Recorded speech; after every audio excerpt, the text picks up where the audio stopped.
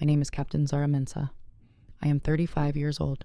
I have been an identity verification officer for 9 years, and on a Wednesday morning in October, I was assigned to verify the identity of a soldier returning from a classified mission who passed every biometric check I ran. Every single one. Fingerprints, retinal scan, facial recognition, voice pattern, DNA cross-reference against the service record on file. All confirmed, all matched, all green. And I knew this person, not from their file, from their life. Her name on the record was Sergeant First Class Dana Reeves. I had served alongside Dana Reeves for 7 months at Fort Callahan 4 years ago. I had attended her memorial service 2 years ago. I had watched her family accept a folded flag on a gray Tuesday in November. Dana Reeves was dead. I had been to her funeral, and she was sitting across a verification table from me, passing every biometric test I could run. I completed the verification process. I signed the clearance form. I confirmed her identity as valid. Then I excused myself. I walked to the bathroom at the end of the corridor. I ran cold water over my wrists, the way my grandmother had taught me when I needed to think clearly. And I called Colonel Ann Prescott. Let me tell you about Dana Reeves before I tell you what I found. Dana had been a signals intelligence specialist, sharp, precise, the kind of soldier who processed information faster than most people gathered it. We had worked in adjacent roles for 7 months. Not close friends, but the specific kind of colleagues who know each other well enough that when one of them dies, you feel the absence as a shape in the room. She had been killed in action 2 years ago, a classified operation. The details had not been released beyond what the family required for the memorial. I had known only what everyone knew. She had been on a mission. She had not come back. The memorial had been at Fort Braxton, overcast. Her mother had been in the front row in a black coat. Her younger brother had read something he had written himself and had needed to stop twice. I had stood in the third row, and I had thought about the 7 months and the specific way Dana had of making a complicated analysis sound simple without losing any of the complexity. She had been 31 years old, and now she was 33. Sitting across a verification table, like passing every test I could run. The object at the center of everything was the clearance form, the one I had signed. CF7 verification confirmed, my signature, my service number, my professional assessment that the person across the table was who the record said she was. I had signed it because the biometrics confirmed it. I had signed it because my job was to verify the record against the physical person, and every data point said confirmed. I had signed it because if I had stopped the process and said I know this person and she is dead, I would have needed something more than a memory of a memorial service to justify halting a verified clearance for a returning classified mission operative. But I had called Colonel Prescott, and Colonel Prescott had said 8 words that told me I had been right to call. She had said, "I know about Dana Reeves. Stay close." Colonel Prescott arrived at the facility 3 hours later. She did not come alone. 2 people with her, both civilian, both carrying equipment I recognized as forensic identity analysis tools. She met me in a corridor away from the main processing area and spoke quietly and quickly. She said, "What I am about to tell you is classified above your current clearance level, and I am authorized to share it because of what you have just done." She said, "Dana Reeves did not die 2 years ago." She said, "Dana Reeves volunteered for a program, a deep cover identity program. She was declared killed in action as a cover mechanism. Her death was documented. Her memorial was staged. Her family was informed of the classified nature of her continued service and agreed to participate in the cover. I stood in that corridor and held this information. A staged death, a staged memorial, a family who had stood in a gray November and performed grief for an operation that required their daughter to disappear." I said, "Why is she here now?" Colonel Prescott said, "Because the operation she was embedded in has been compromised. She was extracted 48 hours ago. She is being processed back through standard channels because there was no time to prepare a dedicated re-entry protocol." She said, "The problem is that her biometric record was never updated to reflect her cover identity. She is still registered under her real identity, which means she just verified successfully as a person who is officially dead, which means a flag has been generated in the system. I said, "What kind of flag?" She said, "The kind that alerts anyone who has been monitoring her declared death status for any anomaly."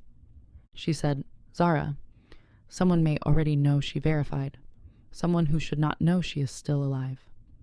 I want to pause here, because standing in a corridor, understanding that the woman I had watched verify successfully was not a ghost, but an operative whose cover had just been accidentally blown by a standard biometric check, is the moment this story became something much larger than a Wednesday morning verification.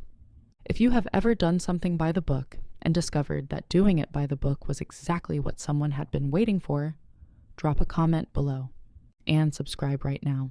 Because what Colonel Prescott's team found when they traced the flag and who had been monitoring Dana's death status is the part that changes everything. Colonel Prescott's team worked for 6 hours. I was not in the room where they worked. I was assigned to a holding area with access to my current files and instructions to process nothing related to the morning's verification. I complied. I worked on unrelated cases. I was completely normal for 6 hours. At 1847, Colonel Prescott came to find me. She sat across from me in the holding area and gave me the shape of what they had found in the measured way of someone who has learned that clarity is kinder than cushioning. The flag generated by Dana's verification had been accessed within 11 minutes of its creation. 11 minutes. The accessing credential belonged to an officer in the Intelligence Oversight Division, a major named Philip Osei, who had been in his current role for 3 years. Osei had not generated the flag. He had simply been waiting for it. His credential had been set up to receive automatic notification of any anomaly connected to Dana's declared death status, which meant Osei had known about the deep cover program, had known Dana was declared dead, and had set up a monitoring mechanism that would tell him the moment her status was questioned. Dana's verification on a Wednesday morning had given him that warning, but his 11-minute access had given us something more important. If it had exposed the trap he had built. A man who accesses a classified anomaly flag in 11 minutes from a different division is not a man who happened to notice. He is a man who had been waiting, and waiting that specifically requires preparation. And preparation leaves evidence. That evidence is what the investigation ran on. Colonel Prescott said, "You did your job correctly. You verified what the biometrics confirmed. You signed what the process required you to sign. And then you called me." She said, "The 11 minutes matters. Not because we traced the flag inside that window. We did not. Osei had his notification hours before my team finished the trace." She said, "The 11 minutes matters because no one reaches a flag that fast unless they were already waiting for it. A routine anomaly notification in a classified system has no reason to be accessed in 11 minutes by an officer in a different division unless that officer had pre-positioned a monitoring credential specifically to catch it." She said, "The speed is what gave him away. If he had waited a day, even a few hours, we would have had a much harder case to build. But 11 minutes told us everything about what he had built and why." She said, "Your call told us where to look. His 11 minutes told us what we were looking at." The investigation ran for 4 months.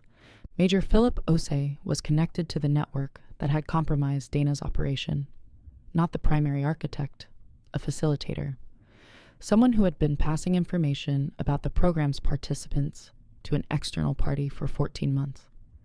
He had set up the monitoring flag on Dana's death status because he had known the operation was compromised and had wanted early warning if she surfaced. The external party Osei had been passing information to was identified through his communication records. 3 additional officers connected to the same network were identified in the weeks that followed. All 4 were arrested. Osei is serving 9 years. The 3 additional officers received sentences between 4 and 7 years. Dana. I saw her once more after that Wednesday morning, 6 weeks after the investigation concluded. A brief meeting at a location I will not name. She was in civilian clothes. She looked like herself. The specific way she had of making a complicated thing sound simple was still there. She said she had known something had happened during the verification. She had seen something in my face when I signed the form. She had not known what I had done immediately after. she had not been surprised when Colonel Prescott told her. She said, "You knew me well enough to know something was wrong, and you were careful enough not to show it in the room." I said, 9 years of verification work," she said, "and 7 months of knowing me." I said, "The memorial, your family." She said, "They knew. It was the hardest thing they have ever done." My mother said performing grief for a room full of people who were genuinely grieving was the worst 2 hours of her life. She said she would do it again. She understood why it was necessary. I sat with that for a moment. Then I said, "Are you all right?" She looked at me the way people look when they have been asked a question that is larger than the available time to answer it. She said, "I will be." She said it in the voice of someone who means it as a direction rather than a description. I believed her. The clearance form is in the evidence archive now.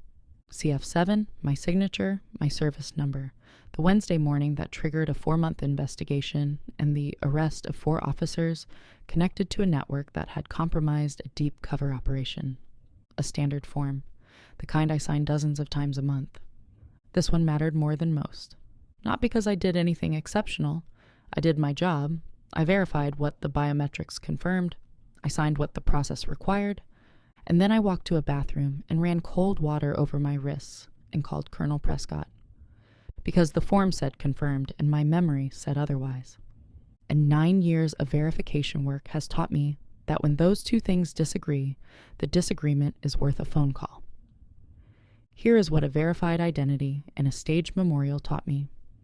The system is designed to process what it can measure: biometrics, records, data points, confirmations. The system is very good at measuring these things and very bad at measuring the knowledge that comes from 7 months of working alongside a person and attending their memorial and standing in the 3rd row while their brother stopped twice reading something he had written himself. That knowledge is not in any system. It lives in the people who carry it. And sometimes, on a Wednesday morning in October, it is the thing that makes the difference between a flag going untraced and 4 officers being arrested. Not because of anything dramatic. Because someone noticed and made the call. Trust what you know, even when the system says otherwise. Especially when the system says otherwise. Because the system measures what it can see. You sometimes see what it cannot. Drop a comment and tell me your story. I read every single one. And subscribe. I am here every week with a new story. She noticed. She documented. She made the call. And she did not stop until it was done.